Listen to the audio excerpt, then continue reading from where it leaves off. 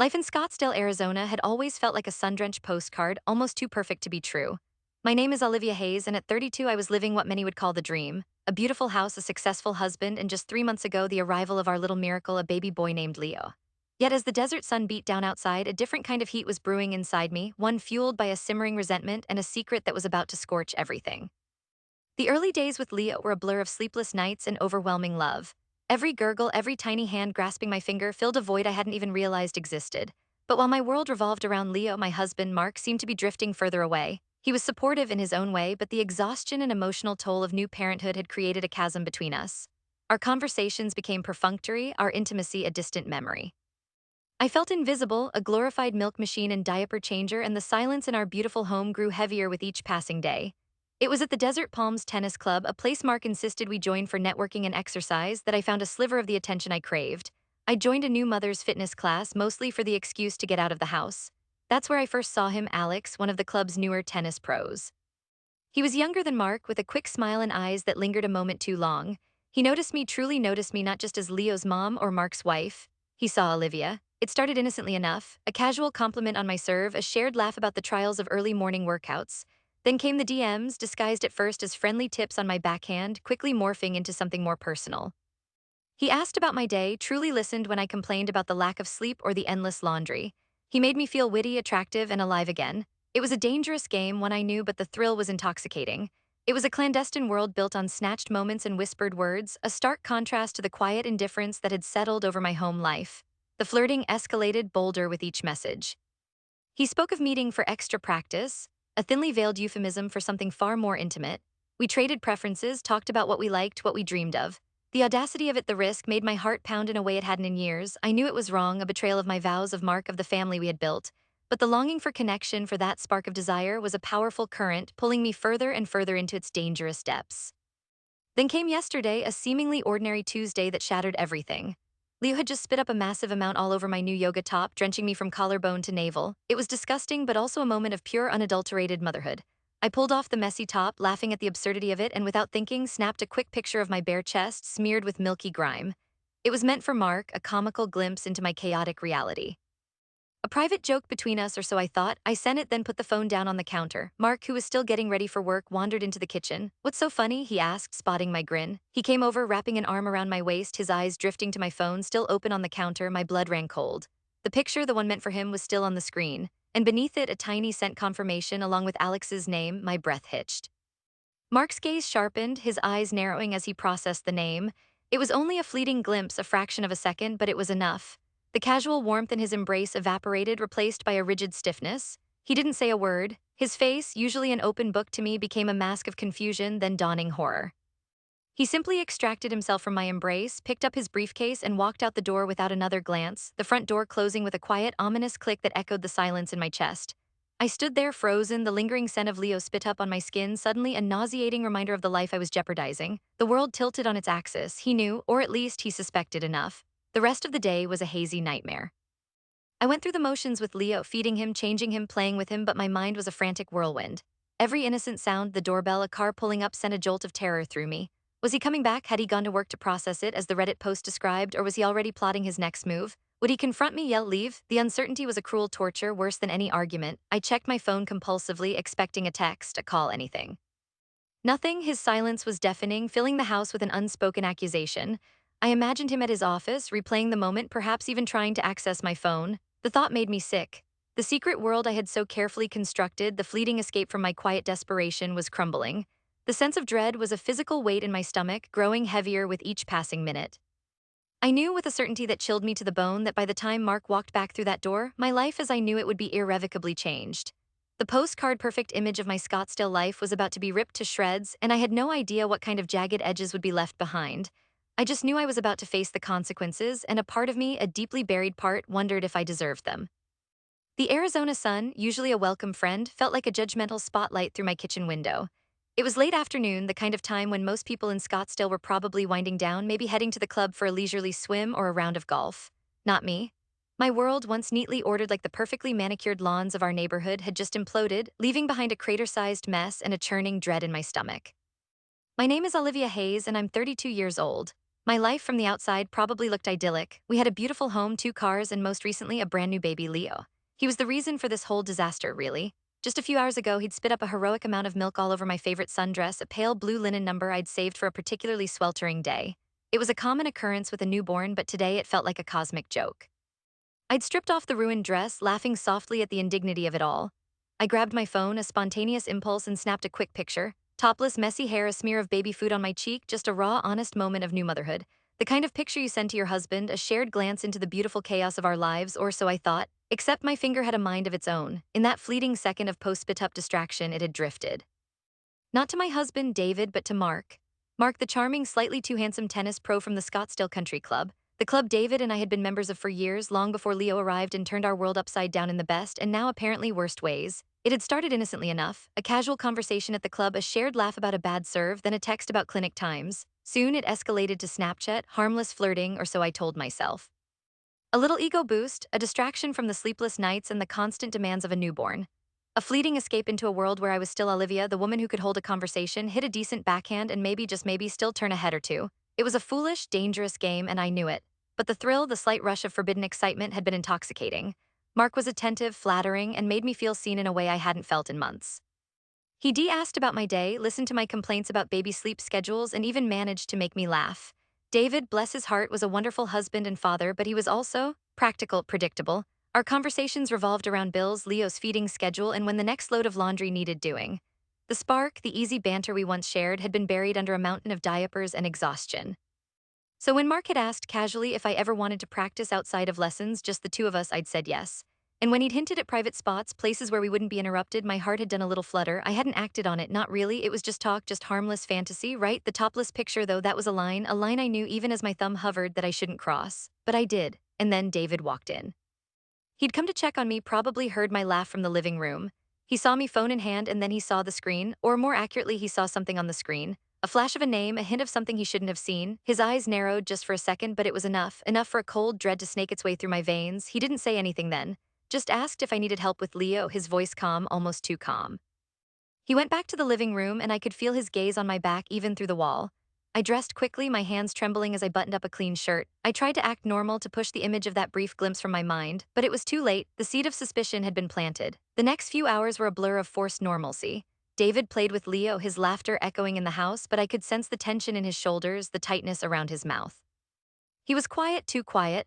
My stomach churned with a toxic mix of guilt and fear. I knew what he was doing, he was processing, he was thinking, he was planning. I kept my phone clutched in my hand, desperately wishing I could erase the last few days, the last few minutes.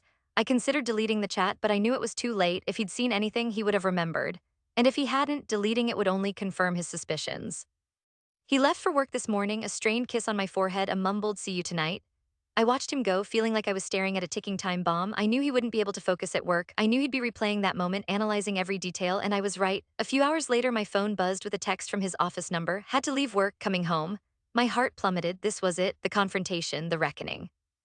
I stared at the message, the words burning into my eyes, coming home, to me, to our home. The home I had in a moment of reckless foolishness risked destroying. I walked through the silent house, the morning light now fading into a soft, hazy glow. Leo was asleep in his crib, oblivious to the storm brewing around him. I smoothed his soft hair, a sudden fierce wave of protectiveness washing over me.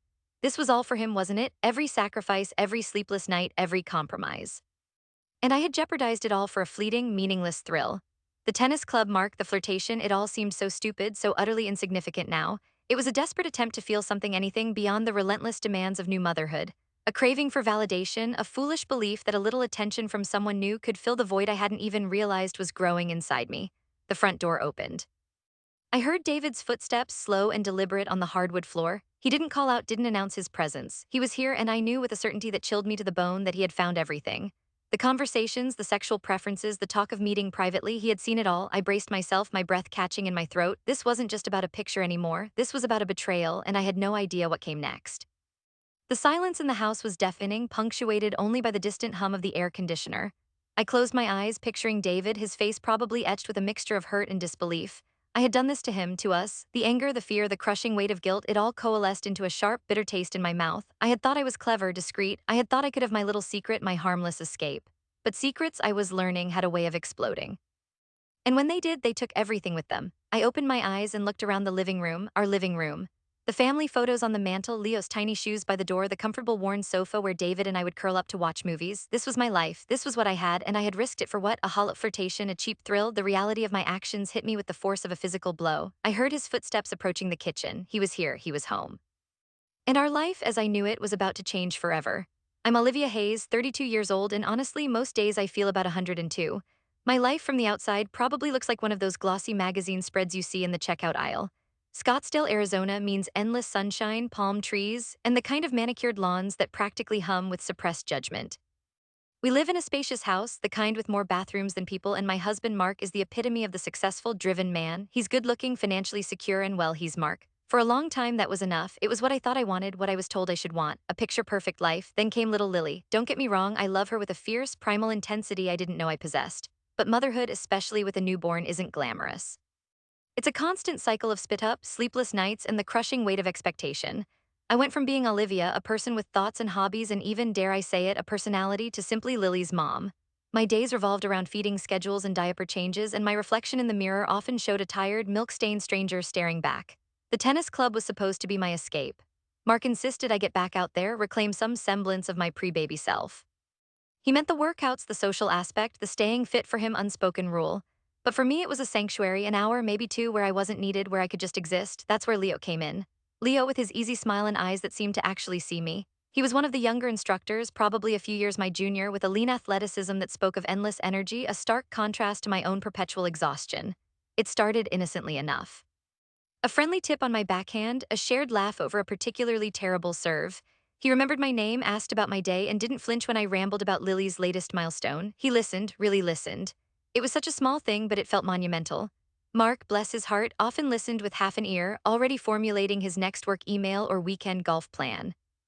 Leo, on the other hand, had this way of leaning in as if my words were the most fascinating thing he'd heard all day.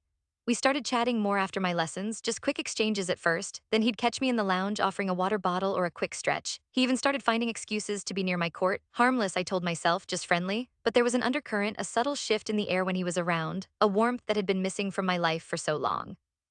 One afternoon, Lily had a particularly impressive spit-up incident. It was everywhere, all over my favorite tunic, plastered to my hair, even a little on her forehead, looking like a tiny, milky war paint. I had just changed her and she was happily gurgling in her bassinet when I glanced down at my ruined shirt. It was an almost comical sight, and for a fleeting moment, I actually laughed. Then on impulse, I snapped a quick picture of my chest, covered in baby vomit, a messy testament to my new reality. It wasn't meant for anyone, just a visual diary entry, but as I went to put my phone down, a notification popped up from Snapchat. Leo. He had just sent me a funny video of a cat playing tennis. My thumb hovered. I could send him a witty reply about my own tennis match with Lily, or I could send him this. The picture of me exposed in my motherhood, yet strangely vulnerable and real. It was an act of raw, unedited honesty. And in that moment, I craved it, craved someone seeing me, the real me, beyond the polished exterior. I tapped the send button. My heart hammered, a mix of exhilaration and pure, unadulterated fear. What was I doing? He replied almost instantly, not with shock or disgust, but with a simple, empathetic, rough day. He added a laughing emoji, but it was a gentle laugh, not mocking. And then he wrote something that sent a shiver down my spine. You still managed to look amazing, even after a baby battle. It was a throwaway compliment, probably something he said to all the women at the club, but for me it was a lifeline. It was a recognition of my femininity, my desirability, something I felt had been buried under layers of baby blankets and burp cloths. We started chatting more frequently after that. Little flirtations, jokes, sharing snippets of our day. It was innocent enough, or at least that's what I told myself. A harmless distraction, a fantasy. Then the conversation started to deepen. He'd ask about my dreams, about what I wanted out of life, not just what I did. He talked about his own aspirations, his desire for something more than just teaching tennis. We found common ground in our restlessness, our unspoken yearning for something just out of reach. The digital space felt safe, a place where I could shed the skin of perfect wife and perfect mother and just be Olivia. One evening, after Lily was finally asleep and Mark was engrossed in a golf tournament, my phone buzzed. It was Leo. He was talking about how he wished he had someone to practice tennis with after hours, someone who truly understood the game, someone who was up for anything. My breath hitched. He was pushing boundaries, and I, against my better judgment, was leaning into it. Up for anything, huh? I typed back, a playful smirk on my face. My fingers trembled slightly. He sent a winking emoji. You know it. Then a beat later, another message. So about that anything, what are you really into, Olivia? Beyond the court, my mind raced. This wasn't just about tennis anymore. This was about something raw, something forbidden. I hesitated, then typed out a vague but suggestive response about exploring new things. It was like stepping onto a slippery slope, each message a small push further down. He asked about my preferences, and I, fueled by a dangerous cocktail of loneliness and illicit excitement, answered honestly, albeit carefully. We talked about what we liked, what we imagined, the kind of whispered fantasies that had long since died in my marriage. The next day, as I nursed Lily, my phone buzzed again. It was Lee. Thinking about you, he wrote, and all those new things we could explore, maybe a private tennis lesson, just us. He even suggested a discreet meeting spot, a secluded court at the far end of the club rarely used. My stomach fluttered, this was it. The line was not just blurred, it was practically erased. A thrill shot through me, hot and electric, followed by a cold wave of dread. Mark was due home any minute. He had a sixth sense for things, a way of knowing when something was off. My phone was lying on the kitchen counter, notifications popping up with alarming frequency. Each buzz felt like a siren announcing my secret to the world. I picked it up quickly, my heart hammering against my ribs. I had to delete the messages, all of them, just in case. But as I scrolled through the chat, a loud coo from Lily distracted me. Mark's keys jingled at the door, panic seized me. I quickly locked the phone, tossing it onto the sofa cushion, hoping it would blend in. He walked in, smiling, oblivious. He leaned over to kiss my forehead, then glanced at Lily. "Looks like you had a fun day, little one," he murmured before heading towards the fridge. My breath hitched. He hadn't seen anything, not yet, but the knot in my stomach tightened. The thrill was still there, but now it was laced with a chilling fear. The game was getting dangerous, and I was in too deep to turn back. I'm Olivia Hayes, and at 32, I live in a house that screams perfect life in Scottsdale, Arizona. It's the kind of place where the bougainvillea always blooms, the pool sparkles under a relentless sun, and every lawn is manicured to within an inch of its life. On the surface, it's everything I thought I wanted. The husband, the sprawling home, the right zip code, and now the baby, our little Leo. He's 3 months old, and every bit of magic and exhaustion that comes with new life is wrapped up in his tiny existence. Before Leo, my life was a whirlwind of charity galas, tennis lessons at the exclusive club we belonged to, and spontaneous trips to wherever the wind took us. My husband, Mark, was always right there, a handsome, successful man who fit perfectly into the picture. We were the couple everyone envied, the ones who had it all, or at least that's what we presented to the world. Truth is, even before Leo, the cracks were there, subtle fissures beneath a perfectly painted facade. Mark and I had grown comfortable, maybe too comfortable. Our conversations had slowly narrowed from grand dreams and passionate debates to logistics and finances. The spark, the playful banter that had once defined us, had been replaced by a quiet, almost respectful distance. And after Leo arrived, that distance became a chasm. Newborn life is a beautiful chaos, but it's chaos nonetheless. Sleep became a distant memory, replaced by a constant hum of worry and exhaustion. My body, once something I took pride in, felt foreign, stretched, and perpetually covered in spit-up, breast milk, or whatever other bodily fluid Leo decided to share. Mark, bless his heart, tried to be supportive, but he was still the same driven professional, still out there conquering the world while my world had shrunk to the four walls of our nursery. He'd come home tired from his day, and sometimes I felt like just another item on his to-do list. Check on Olivia and baby. I missed feeling seen, not as Leo's mom or Mark's wife, but just Olivia, the woman who liked to laugh, who had once been quick-witted and confident, the woman who still existed somewhere beneath the layers of fatigue and self-doubt. That's where Daniel came in. He was a new pro at the tennis club, fresh out of some college tennis circuit, all lean muscle and bright, eager eyes. I'd seen him around, giving lessons, always with a cheerful word or a knowing smile. He was younger than me, probably only 24 or 25, but there was an innocence about him, a lightness that was a stark contrast to the heavy weight I carried. It started innocently enough, just a friendly wave across the courts, a shared laugh about a bad serve. Then one afternoon, after my usual lesson, I was packing up my bag, feeling particularly frumpy in my stretched-out tennis whites when he stopped by. "Tough game today, Olivia?" he asked, his voice easy. I sighed. "More like a tough week, Daniel. New mom life, you know?" He nodded empathetically. "I can only imagine, but you still move like a pro out there. Amazing, really." It was such a small compliment, but it landed like a warm blanket on a cold night. Mark rarely noticed things like that anymore. He'd just say, "Good game," and move on. Daniel lingered, his attention focused solely on me. We talked for a few minutes about the challenges of balancing life, about how hard it was to find time for yourself. He listened, really listened, and it felt like a sip of cool water after being parched for so long. He mentioned a new group clinic he was starting, a more casual, fun one, and suggested I join. I demurred, saying my schedule was too unpredictable with Leo. He just smiled. "Well, if you ever find a spare hour, my DMs are always open for a chat about forehands or anything, really." He winked, a playful, harmless gesture that still made a little flutter stir in my chest. That was the beginning, nothing scandalous, just a few DMs about tennis, about the club, about the weather. But then the conversations started to drift. He'd ask about my day, about Leo, and genuinely seem interested. I found myself sharing little frustrations, small moments of joy, things I rarely bothered to tell Mark anymore because his responses were so predictable. Daniel, on the other hand, had a way of making me feel interesting even when I was talking about diaper blowouts. He started sending little photos from the club, a funny dog running across the court, a spectacular sunset over the McDowell Mountains. I'd send back pictures of Leo or a quick selfie of me struggling to assemble a baby swing. It was just an exchange, a way to connect with someone who seemed to understand, even a little, the suffocating monotony that sometimes crept into my new life. Then came the day Leo projectile vomited all over me. It was a spectacular mess. I was covered, hair to toe. I stripped down in the bathroom, laughing hysterically at the sheer absurdity of it all. Without thinking, I snapped a quick picture of myself, still topless, mid-laugh, my hair a mess, a smear of baby food on my cheek. It was a raw, unfiltered moment, and for some reason, my first thought was to send it to Daniel. It was an impulsive decision, a split-second craving for someone, any owner, to share in the ridiculousness of my life. I sent it, still chuckling, then quickly pulled on a clean shirt. Mark came into the bedroom a moment later. He was home early, a surprise. I hadn't even heard the garage door. He saw me, shirt off, still trying to clean up the last of the mess. He grinned, that old, familiar grin, and walked over to me. "Well, hello there," he said, his eyes crinkling at the corners. He reached for me, his hand brushing against my hip. I instinctively pulled away, not because I didn't want him, but because I felt exposed, not physically, but emotionally. I was tired, messy, and the image of that silly topless photo I'd just sent was still fresh in my mind. He must have caught a glimpse of my phone, which was still open on the counter where I'd left it. The screen was facing him, and I suddenly felt a cold dread creep up my spine. Had he seen it? Had he seen Daniel's name or the picture itself? My heart began to pound in my chest, a frantic drum against my ribs. Mark's expression shifted, subtle at first, then hardening. His eyes narrowed, and he didn't say anything, but the air in the room grew heavy, thick with unspoken questions. He walked past me, picked up his own phone from the bedside table, and walked out without another word. I stood there frozen, the sounds of Leo cooing from the other room suddenly feeling miles away. My stomach twisted into a knot. I knew he knew, or at least he suspected. The casual flirtation, the innocent picture that had become anything, but it all came crashing down. The hours that followed were a blur of anxiety. Mark left for work, claiming an emergency meeting, but I saw the tight set of his jaw, the dark circles under his eyes that weren't there before. He hadn't confronted me directly, but the silence was deafening. I tried to go about my day, feeding Leo, changing diapers, but every movement felt heavy, every thought consumed by the impending storm. I replayed the moment in my head over and over. Had he truly seen it? How much? And what would he do? Mark was a logical man, precise and methodical. He wouldn't just yell, he would analyze, gather evidence. He would prepare, and that in a way was far more terrifying than an immediate outburst. I grabbed my phone, my fingers trembling as I unlocked it. My first instinct was to delete the conversation with Daniel, to erase any trace of my foolishness.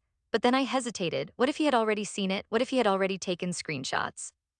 Deleting it now would only confirm his suspicions, make me look guilty. So I left it, the conversation staring back at me, a digital testament to my poor choices. The messages weren't all innocent. After the initial playful banter, Daniel had started to push the boundaries. He'd asked about meeting up just for practice, but his tone had become increasingly suggestive. He'd hinted at what he liked, what he found attractive, and I, in a moment of weakness, fueled by a craving for validation, had responded. Nothing explicit, no, but enough to paint a picture of burgeoning intimacy, a closeness that had no place outside my marriage. We'd talked about our preferences, about what we liked sexually, couched in vague terms, but the meaning was clear.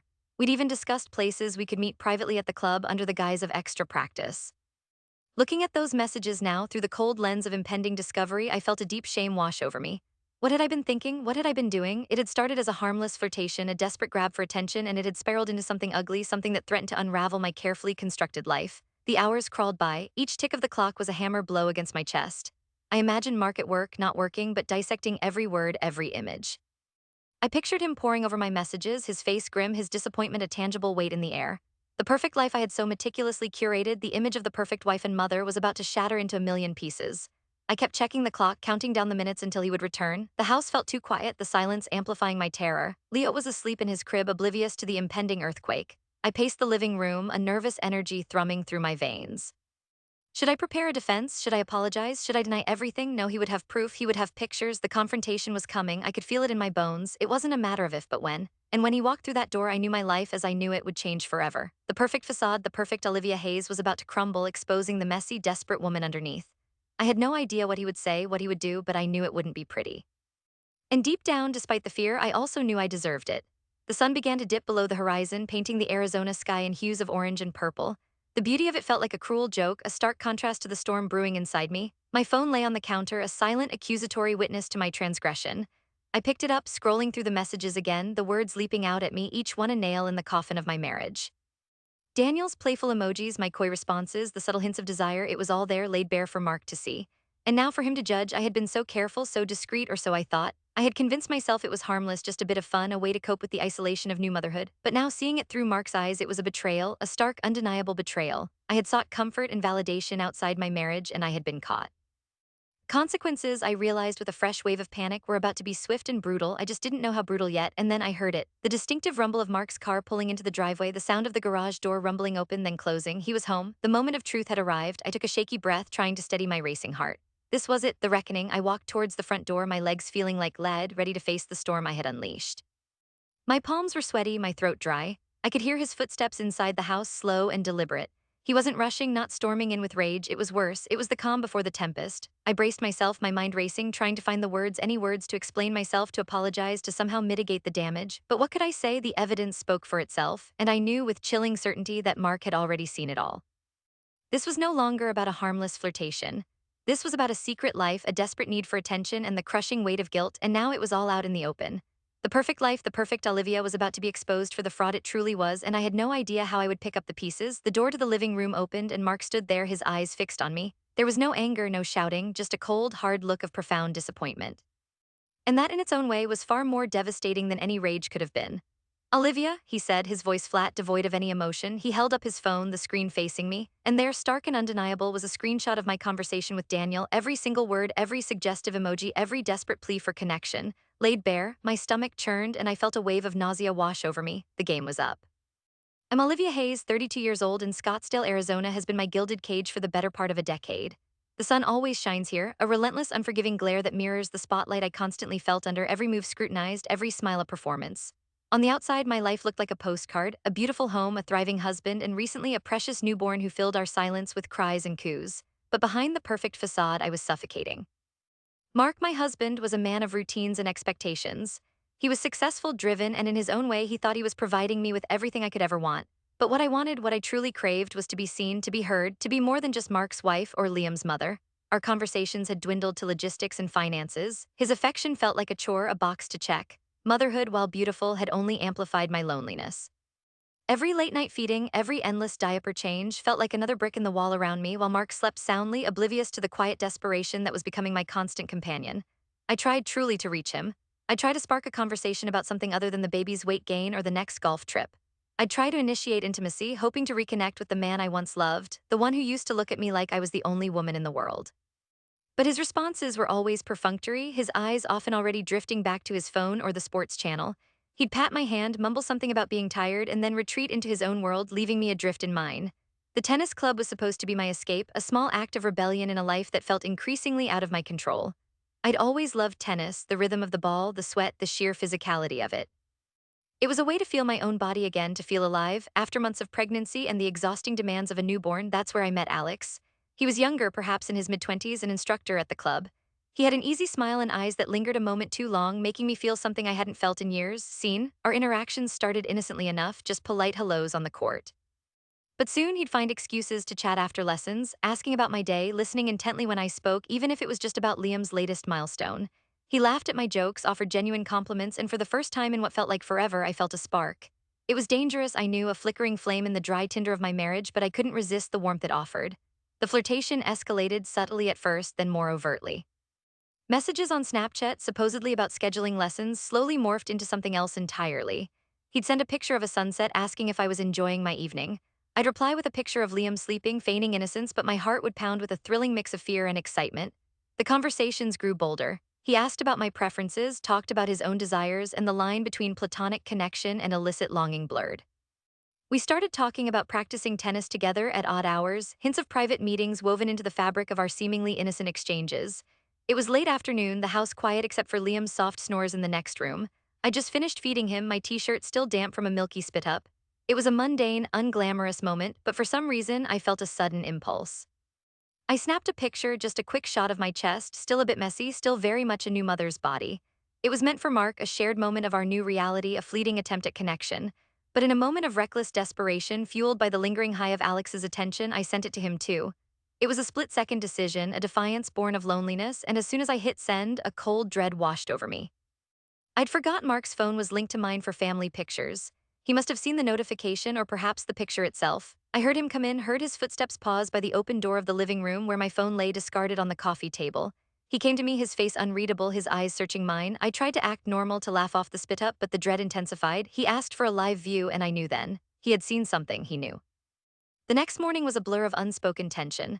Mark left for work early, and I was left with a churning stomach and a pounding heart. I knew he was looking, he'd find it. There was no hiding it now. The hours crawled by, each minute thick with a terrible certainty. He'd gone to work, but I knew he wouldn't stay. He was coming home to confront me, and the thought filled me with a strange mix of terror and relief. The game was up. When his car pulled into the driveway mid-afternoon, my breath hitched.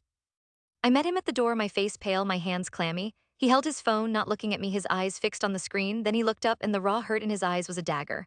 What is this, Olivia? He asked, his voice low, trembling with a controlled rage. He showed me the screenshots, our entire conversation laid bare, every suggestive message, every secret longing, every whispered desire. My carefully constructed world shattered around me. For a moment, I saw the crushed man before me, and a pang of guilt, sharp and swift, pierced through me, but it was quickly replaced by a cold resolve. This was it. This was the reckoning. It's exactly what it looks like, Mark, I said, my voice surprisingly steady. It's me trying to feel something again, trying to feel seen, trying to feel alive. His face twisted in disbelief. Alive with him while I'm out there working, providing, while you have everything you could ever want? Everything. Scoffed, a bitter laugh escaping me. You gave me a beautiful house, Mark, a life you designed, but you never asked what I wanted, you never saw me, I became another one of your possessions, a part of the perfect life you curated. I was lonely, Mark, I was invisible, and when I tried to reach out, you were always too busy, too tired, too absorbed in your own world. His jaw clenched. So you found comfort in a tennis instructor? You threw away our marriage, our family, for a cheap thrill. No, I said, my voice rising, gaining strength with each word. You threw away our marriage with your neglect. You threw it away when you stopped listening, when you stopped touching me, when you started treating me like a houseplant you watered occasionally. Alex just saw me. He made me feel like I existed. He paced the living room, running a hand through his hair. So what now, Olivia? Are you going to leave, take Liam, and run off with your tennis pro? No, I said, my voice calm, resolute. I'm not running anywhere, but this marriage, Mark, it's over. It's been over for a long time. We just didn't admit it. This is the end. I'm tired of living a lie. I'm tired of being invisible. His eyes narrowed. You think you can just walk away after this, after what you did? I'm not walking away after what I did, Mark. I'm walking away from what we became. I'm walking away to find myself again. And you'll have to face the truth of what you created here. The truth of how you pushed me away, how you made me so desperate for connection that I looked elsewhere. That's your consequence, Mark, not mine. Mine is freedom. He stood there stunned, the fight draining from him. He had expected tears, apologies, desperate pleas. He had expected me to crumble, but I didn't. I stood tall, my head held high, a strange sense of liberation washing over me. This wasn't the revenge I'd planned, not a calculated scheme. It was the revenge of truth, of reclaiming my voice, of finally shattering the illusion of a perfect life that had been suffocating me. The consequences would be messy, painful even, but for the first time in years, I felt a glimmer of hope, a sense that I was finally taking control of my own narrative. The gilded cage was finally open, and I was ready to fly. Mark could deal with the wreckage of his own making, while I began the long, challenging, but ultimately freeing journey of rediscovering Olivia Hayes.